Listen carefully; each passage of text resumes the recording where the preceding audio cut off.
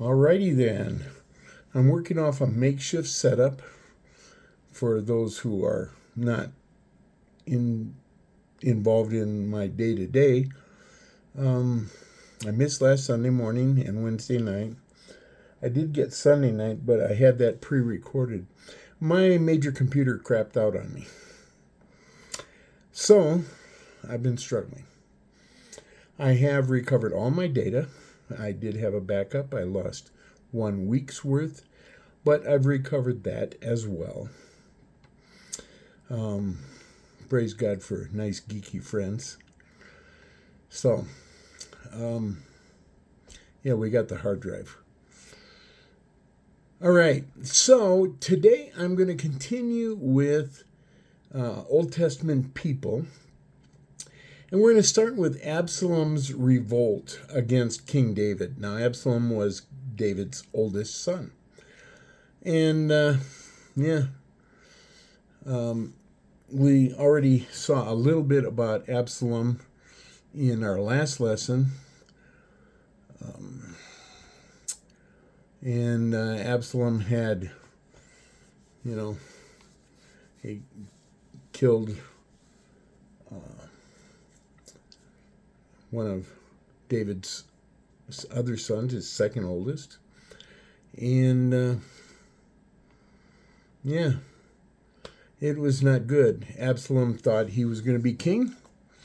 He hired 50 men to run in front of his chariot as he traveled through the city. We're going to see that 50 men again with David's third son later, Adonijah. Anyway, so Absalom sat up at the gate and he tried to woo the people over by saying, yeah, you got a good case, and too bad the king isn't here to give you justice, but I would give you justice if I were king. And, after 4 years of this, he asked the king if he could go to Hebron to fulfill a vow he'd made. And before leaving Jerusalem, he secretly sent messengers all over Israel. They told the people that when they heard the sound of trumpets, they should all say, Absalom is our king in Hebron. 200 men left Jerusalem with Absalom. They were his guests. They had no clue about what he was planning. He also invited Ahithophel to Hebron. Ahithophel was David's very close advisor, but he was now supporting Absalom. While Absalom was in Hebron, David was told the people of Israel wanted Absalom as their king. David and his loyal followers fled from Israel. Let's put some more light on this. I forgot to turn on the blinding lights. So David was told the people wanted Absalom as their king, and David decided to flee from Jerusalem. He tried to dissuade Ittai, the Gittite, from going with him. He told Ittai he wasn't an Israelite. He didn't need to go with him. But Ittai said, I know, I just arrived here, but I will go with you no matter where or what happens. So Ittai and the other Gittites left with David. See, he inspired loyalty among his followers. And David, the Bible makes mention of leaving 10 of his concubines to take care of the palace. That'll come up again later in the story.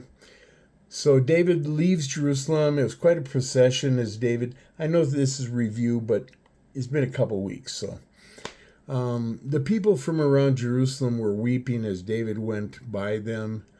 The Bible seems to indicate they were outside of Jerusalem, not the residents. The high priest Abiathar went with David, as did Zadok, who was another priest, later became high priest.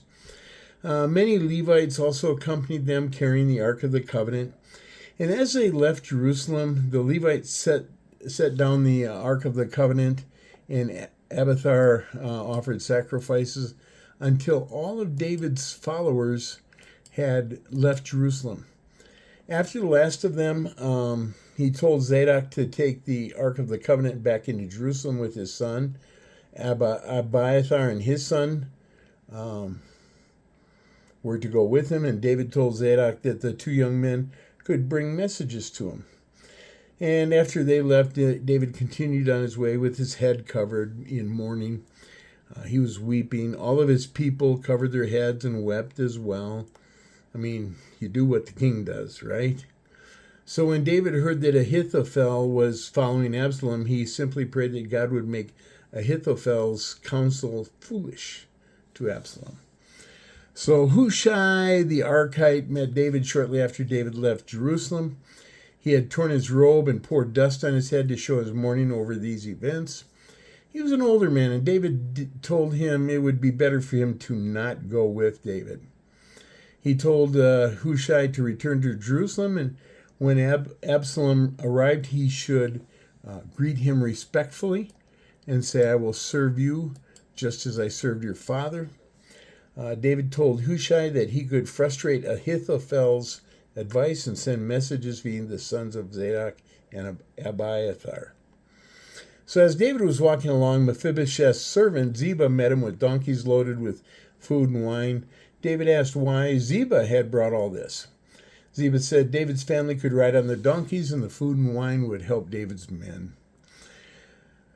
David asked where Mephibosheth was, and Ziba told David he stayed in Jerusalem, planning to become the king like his grandfather Saul.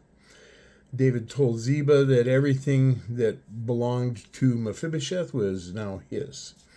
And we'll learn later that Ziba was lying through his teeth. So Shimei, he was from Saul's clan, and he cursed David as he walked along. He threw stones at David and his officials. He taunted David, saying, "God has given your kingdom to your son because you killed Saul's family," which, of course, was not true. David's very loyal Abishai wanted to kill Shimei, but David chuckled as he responded, "What is it with you and the other sons of Zeruiah, whatever? All you want to do is kill people." And indeed, Abishai and his brothers had fought strongly for David, and they were prone to killing people. Abishai's older brother Joab had killed a couple of senior officers of opposing armies deceitfully. So anyway, David's, he told Abishai and all of his officials, "My own son wants to kill me. Why worry about this Benjamite? Leave him alone. Let him curse me if that is what God has told him to do. Maybe God will see my misery and restore his blessings on my life instead of the curse I am suffering now." Now, David and his people became quite exhausted by the time they reached the fords across the Jordan River. So they rested there and didn't cross the river. They waited for word from Zadok. Meanwhile, Absalom and his followers entered Jerusalem, probably that same day or the next day. Ahithophel was with him when Hushai greeted Absalom as David had instructed. Absalom challenged him and said, "Is this how you show your love for your friend? If he's your friend, why didn't you go with him?" And Hushai said, "I serve the king of God's people. I will serve his son as well as I served your father." Ahithophel told Absalom to sleep with his father's concubines and to do it so everyone would see this disrespect. So he did it on the rooftop of the palace. Then Ahithophel told Absalom to choose 12,000 men and set out that very night to chase down David while he was still tired from traveling, while his men were tired. Then all of David's followers would flee, leaving him alone so that Absalom could take him as prisoner. He said, "If David dies, no one else needs to die." So many people's lives would be saved by doing this. Absalom and the elders of Israel liked that idea. But Absalom called for Hushai to find out what advice he had. He told Hushai what Ahithophel had suggested, and Hushai told Absalom, "That's not good advice. At least it wasn't the right thing to do right away. He reminded Absalom of what great fighters his father and his men were, how experienced they were at fighting. He said David was probably hiding in a cave, much as he had done when Saul was chasing him. But if Absalom chased him, David might attack him in an ambush, and it would not go well for Absalom. He said Absalom should assemble all of Israel's army, so there were too many for David to attack. Then Absalom could lead the army personally and be seen as a great warrior himself. Well, the elders and all the other men of Israel liked Hushai's advice better than Ahithophel's advice, so God frustrated Ahithophel's advice so that Absalom would fail. Hushai told Zadok and Abiathar about what had happened and that they should send word immediately that David must cross the Jordan River immediately. Jonathan and Ahimaaz, the sons of Zadok and Abiathar, hurried toward David. But a man loyal to Absalom saw them leave and reported their departure. So Jonathan and Ahimaaz knew they were being followed, and they went to the home of someone they knew they could trust, and they hid in the well in their courtyard. The woman of the house put a cover over the well and scattered some grain across it so no one would know there was a well there. Absalom's men asked the woman if, was her husband gone or something? Yeah, probably, I don't know. They asked the woman if Ahimaaz and Jonathan had been there. She said they crossed the brook. They looked around, but when they couldn't find them, they returned to Jerusalem. After they left, the messengers went to David with the message. So David and his people immediately crossed the Jordan River. And Ahithophel knew Absalom was not going to listen to him, so he went to his hometown, got his life in order, and hung himself. So, Absalom now had control of most of Israel's army. But David had many who remained loyal to him, and, they were hardened fighters, most of them. And most of his loyal followers were from Judah, the tribe he was from. The rest of the men of Israel, they all followed Absalom. Even, we think of Judah and Benjamin, and then the 10 northern tribes. Well, Benjamites, this King Saul was from the tribe of Benjamin, and they weren't exactly fond of David. So it was just one tribe supporting David. But he was preparing to lead his men into battle, and the men objected. They said that if they were all routed and running for their lives, Absalom's troops would just ignore them and go after David. They said that even if half of them died, it didn't matter. They told David he was worth 10,000 of his followers. They pleaded with him to command them from within the city that they were at there near the Jordan River. Now David was moved by such a show of love, and he said he would do as they asked. He commanded that Absalom not be harmed, and all of his soldiers heard his request, his command. Even though Absalom had a massively larger army than his father, his soldiers were quickly sent running for their lives. Can you just see that? I don't know how many men there were. Maybe David had 10,000 and Absalom had 100,000. But David's men just routed Absalom's men in just one afternoon. And Absalom's men scattered throughout the forests of Ephraim's hills. That country had a lot of hills, and that's where the battle was fought. Some of David's men found Absalom hanging in a tree, hanging by his very long and beautiful hair, which he used to cut off. I told you about this. It was very, very heavy hair. Well, his hair had been caught in the tree as he rode under the tree, and he was hanging from his hair. This was reported to David's commander, Joab, and he asked the man why he hadn't killed Absalom. And the man, he said, I would have paid you a large sum of money along with a warrior's belt if you had killed him. And the man told Joab, even if you gave me 100 times that amount, I would not harm our king's son. I heard the king command that no harm come to his son. Besides, the king would have learned who had killed his son, and you wouldn't protect me from his anger. Getting in Joab's face. So Joab stormed off, and he shoved 3 short spears into Absalom's chest. But before Absalom died, 10 of Joab's armor carriers surrounded Absalom and beat on him until he died. Now, when David learned of Absalom's death, he wept and mourned. The entire army changed from celebrating their victory to weeping with their king. Joab went to King David and said, "You have humiliated all of your men who just saved your life and the lives of your family."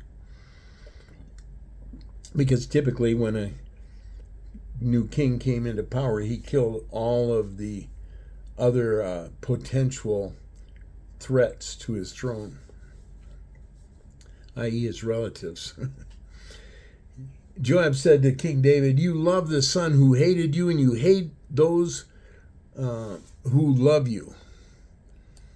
You have made it clear to your men, to your commanders, that they mean nothing to you.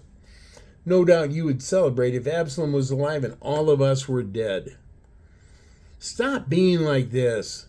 Go out and encourage your men. I promise that if you do not do that, you will not have one single soldier left to follow you and protect you." Well, David recognized wisdom in that. He got up and sat in his place in the gateway. When his men heard that, they all came to pay respect. All of the Israelites. Now, David's army, with all of his battle-hardened veterans, they just totally routed Israel's army, and 20,000 men died that day. 20,000 men in one day. Now, the Israelites from the 10 northern tribes were slow to accept David as their king. One of the first to submit to King David was Shimei, who had mocked David and thrown stones at him as David and his followers left Jerusalem. He bowed to David and asked that he not hold him guilty for what he did on that day. He admitted he had been wrong, and he had brought with him 1,000 Benjamites to submit to King David. Of course, Abishai, I told you he's bloodthirsty. Well, he wanted to kill Shimei on that day. So he made that clear. But the king said no one was to die that day. So David held to that statement, and he did not have Shimei put to death. Coming with Shimei was Ziba, the servant of Mephibosheth. And I told you he had lied to David about Mephibosheth staying in Jerusalem to try and take his grandfather's throne. His grandfather was King Saul. Well, Mephibosheth had come to the gate to greet his king. And he had not taken care of his feet, or trimmed his mustache, or even washed his clothes since King David had left Jerusalem. This was signs of mourning. David asked him why he hadn't left Jerusalem with him.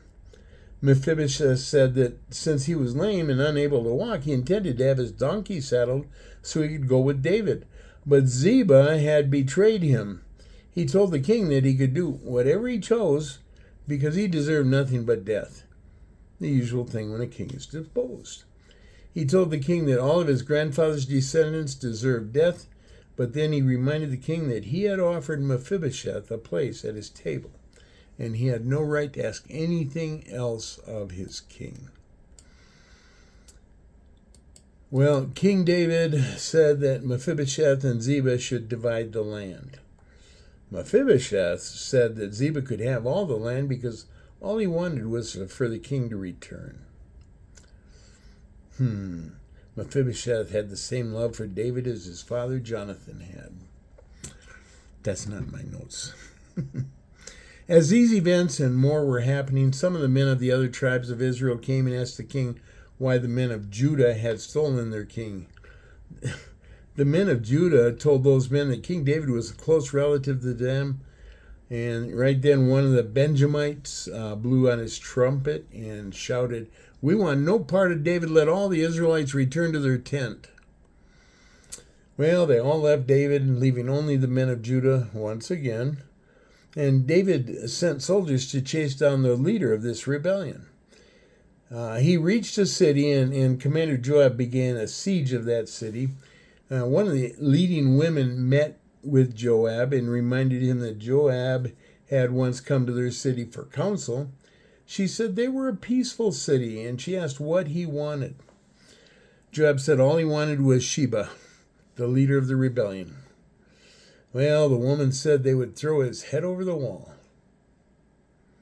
The people of the city followed her advice and did as she had promised. With that, Joab called off the siege and sent all of his soldiers to their homes, while he returned to Jerusalem. King David,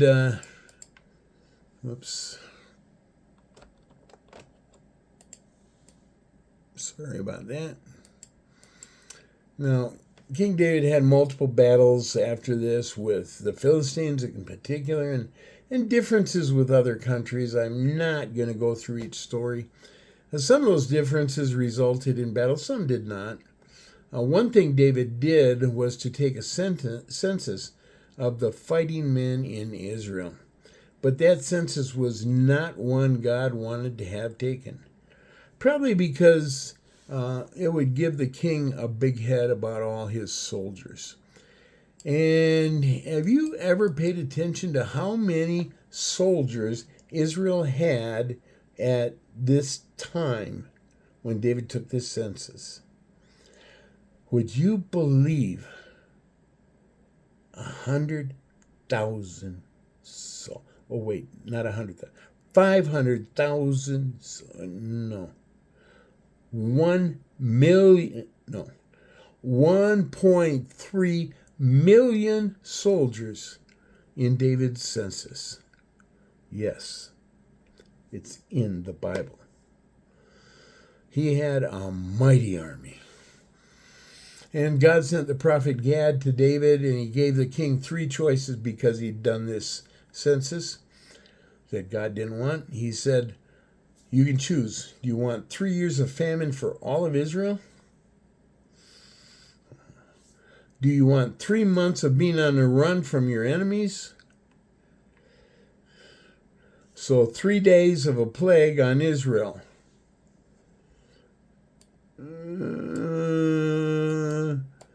Oh, God, have mercy, but I'll take whatever you say. So God sent a plague on Israel, and 70,000 people died. When the angel of death neared Jerusalem, God had mercy and stopped the plague. David saw the angel stop, and David wept and told God he was guilty, and he was a shepherd. He asked God to not punish the sheep, but to punish David and his family. That's what a leader's love should be for their people.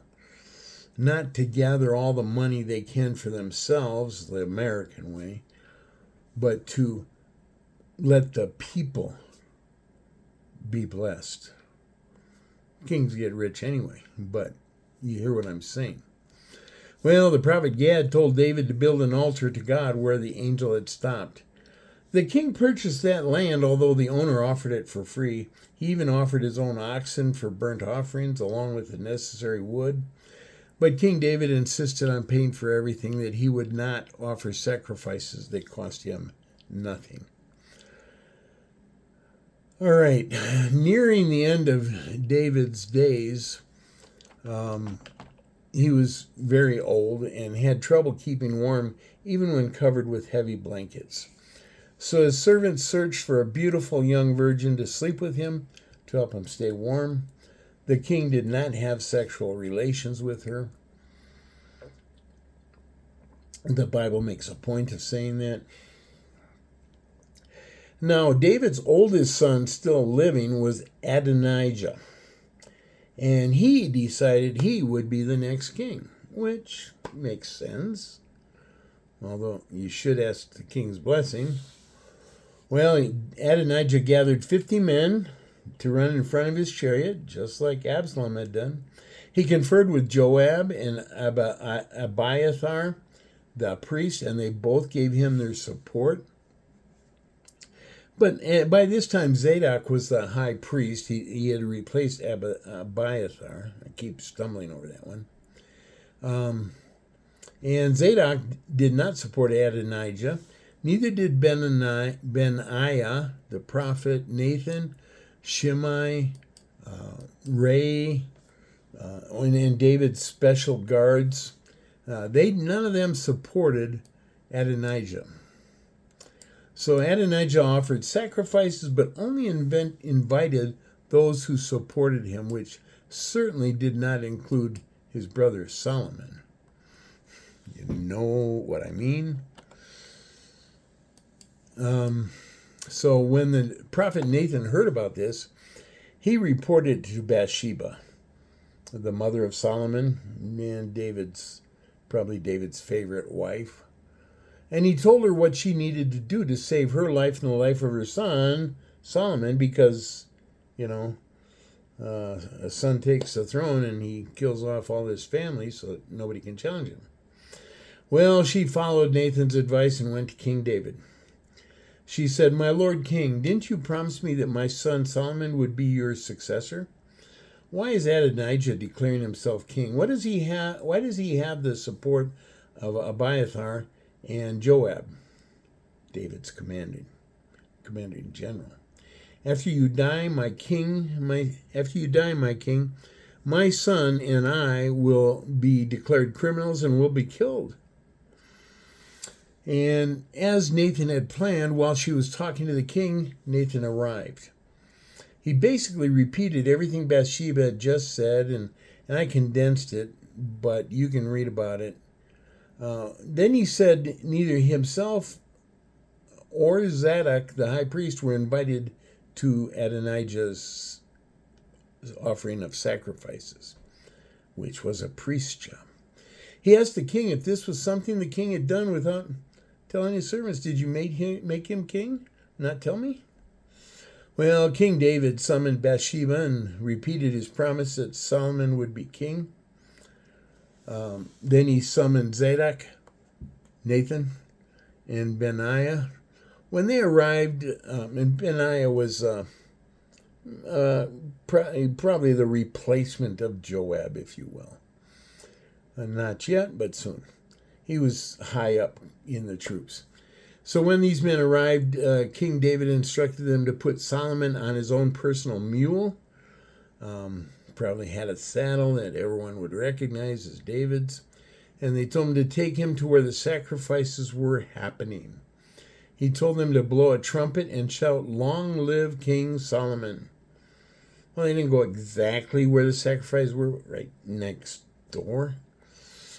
He told them to take Solomon to his own throne and announce that I, King David, have made him king of Israel and Judah. So they did as the king commanded, and they even anointed Solomon with the horn of oil from the tabernacle. All the people followed him as they progressed. The line became longer and longer. Adonijah asked what was happening. He was told David had made Solomon the king. Well, hearing that, all of Adonijah's supporters vanished. Adonijah became very frightened, and he ran to the altar in the tabernacle. He grabbed a hold of the horns of the altar. Solomon was told about this, that Adonijah was terrified. Adonijah pleaded that King Solomon would not kill him. Solomon said he would not have him killed if he was proven worthy. Well, jumping ahead of some things I'm going to say next lesson, Adonijah waited a little while and then asked King Solomon for Abishag, the young woman that had warmed King David's bed. He wanted her for his wife. King Solomon said that was disrespectful and had Adonijah killed. I am going to stop right there, and we'll get the rest of this next week. And if you're following along, well, you know where we quit with the death of Adonijah. And we're going to backtrack just a little bit. You're in the right ballpark. May God bless you. And I apologize for the little break. And oh, by the way, Andy says hi. If you don't know who Andy is, ask me. God bless you. I love you. Appreciate you. Appreciate your support. Bye now.